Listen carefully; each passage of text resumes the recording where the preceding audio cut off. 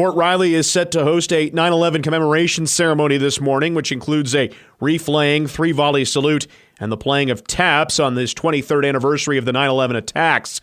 The ceremony will get underway at 10 a.m. at the Global War on Terrorism Monument.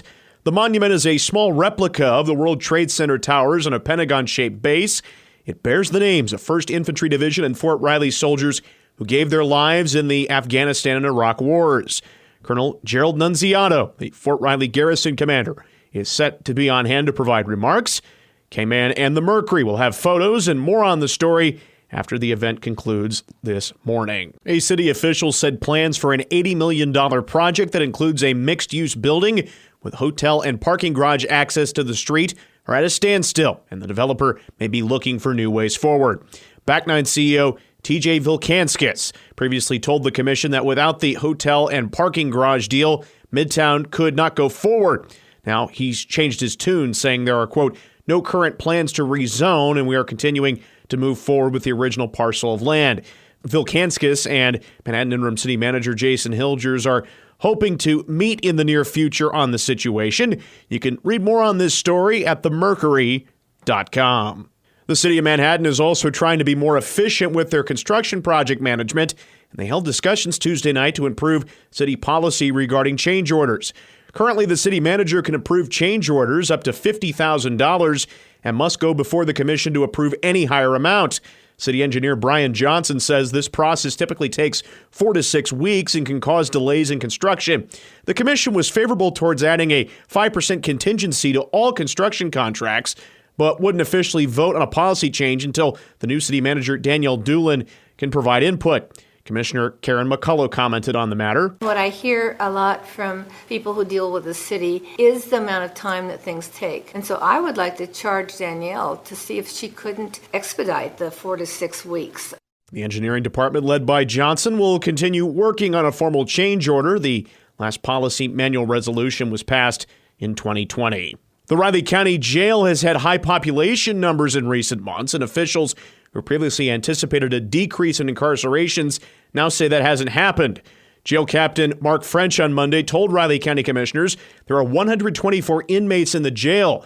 This includes 29 female inmates in Riley County custody, but some have gone elsewhere because the jail facility is set up for a maximum of 18 female inmates.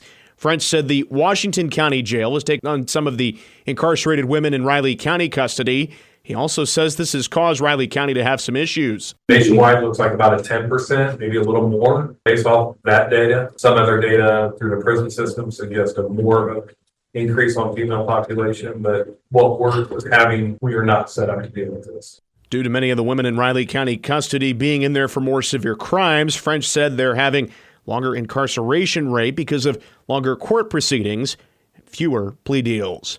More on the day's headlines can be found at our website, newsradiokman.com and themercury.com. Good morning, I'm Troy Coverdale with your sports headlines. 2 days away from the final non-conference game on the schedule for Kansas State football, quarterback Avery Johnson says it's obvious where the focus needs to be in preparations for Arizona. Whenever I pull to pass on RPO games, it's really good, but whenever I give the ball, I kind of just sit there and watch everything that's going on in front of me.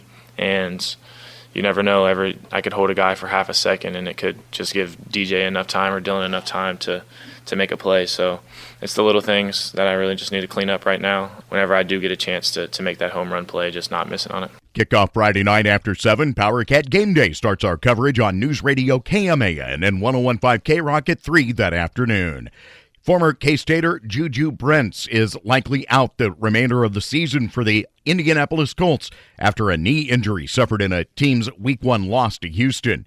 Brents was a second-round pick last year, appearing in 9 games with 8 starts. He finished with 43 total tackles, 6 passes defended, a pick, a forced fumble, and a fumble recovery.